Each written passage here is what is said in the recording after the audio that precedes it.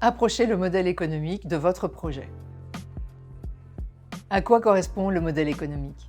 Le modèle économique, c'est certainement la troisième question que vous a posée le coach qui vous a entendu lors des sessions de mise à feu. La première question ayant bien sûr été « Quel problème avez-vous constaté ?» et la seconde « Quelle solution allez-vous apporter ?» En effet, il est important que votre projet puisse trouver son assise sur son marché. Votre réflexion doit porter sur le modèle économique de votre projet, la création de valeur qu'il développe et les moyens nécessaires à cette élaboration. Le Lean Canvas que vous avez rempli avant d'aller voir le coach pour lui soumettre votre projet vous y conduit.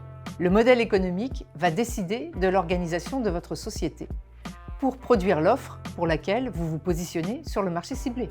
C'est d'un côté, et ce côté-là est fondamental. Quelles sont les sources de revenus que votre activité va générer? Et de l'autre, quelles sont les ressources et les moyens que vous allez mettre en place pour être capable de produire, de délivrer ces revenus? Il y a un modèle économique viable si cette structure d'un côté de revenus et de l'autre de moyens est rentable, c'est-à-dire que les revenus que vous générez sont supérieurs aux moyens et au coût des solutions financières que vous avez besoin de mettre en place pour alimenter ce modèle. Les sources de revenus. Les sources de revenus envisageables ne sont pas infinies. Elles répondent à des modèles assez simples. Le premier modèle, c'est celui des agences, qui facturent à leurs clients des honoraires et des prestations dont certaines ont été achetées à l'extérieur. Un autre modèle consiste à vendre des produits ou des services que vous avez conçus ou que vous achetez à des prestataires.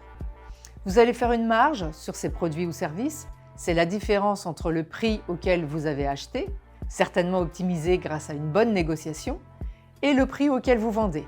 Vous pouvez louer des services ou des utilisations de matériel dont vous êtes propriétaire ou que vous faites porter par un partenaire financier. Vous pouvez proposer des prestations de services, des utilisations de fonctionnalités d'une solution technique ou numérique contre un abonnement. Soit un abonnement une fois pour toutes, donc c'est plutôt un droit d'entrée, soit un abonnement régulier, mensuel, trimestriel ou annuel.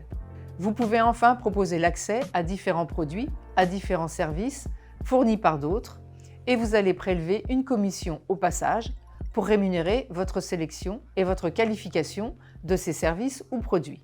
Enfin, si vous avez réuni une population intéressante pour certains annonceurs ou partenaires, vous pourrez aussi, et j'insiste sur aussi, car c'est un revenu accessoire qui ne peut pas être votre seule source de revenus, vous pourrez aussi fonctionner comme une régie en vendant de l'espace publicitaire. B2C et B2B. Parlons maintenant de vos publics, deux grandes catégories. Les particuliers ou les consommateurs B2C. Les professionnels B2B. Ce sont toutes les entreprises, les artisans, les commerçants, les institutions, toutes les entités juridiques avec une personnalité morale. L'activité avec le marché B2B est toujours intéressante à considérer parce que c'est un marché sur lequel il est plus facile d'adosser une croissance maîtrisée. Au pire, c'est vous qui allez chercher dans le dur le contact avec ces interlocuteurs professionnels. Tandis que quand vous vous adressez à des particuliers, il faut arriver à animer votre écosystème, développer une communauté, et ça va demander du temps et probablement de grosses dépenses de communication. Attention, si dans le B2B vous envisagez de vous adresser à des entités publiques, passé un certain seuil, vous serez soumis à des appels d'offres. Votre développement dépendra de votre capacité à les remporter. C'est très aléatoire. Ce qui n'est pas suffisant pour le modèle économique. Votre cahier des charges pour votre projet pro, c'est développer une activité rentable, durable et avec un potentiel de croissance.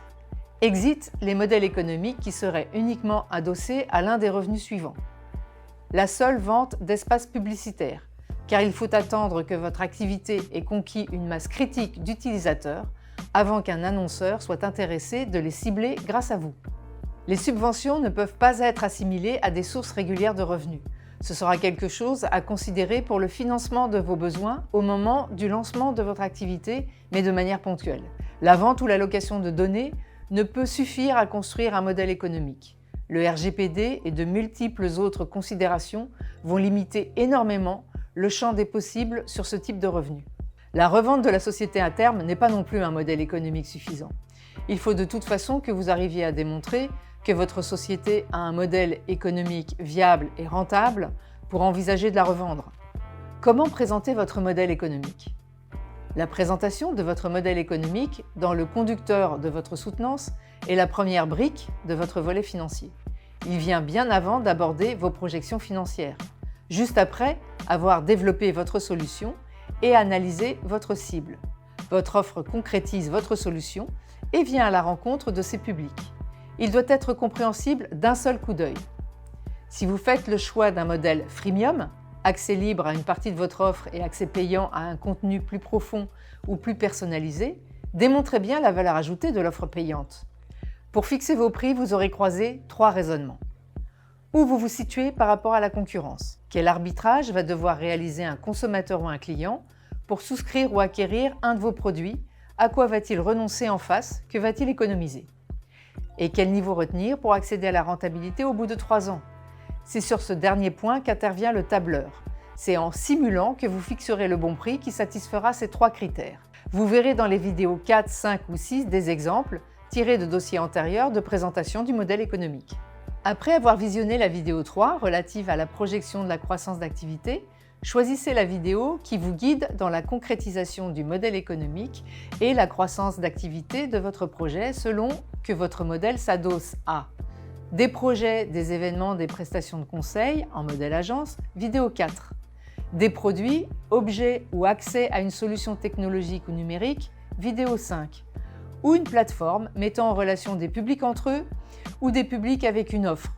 Vos revenus proviennent d'abonnements, de ventes, de commissions sur vente, vidéo 6. Votre modèle est posé, maintenant il faut le faire grandir. Alors je vous donne rendez-vous à la prochaine vidéo.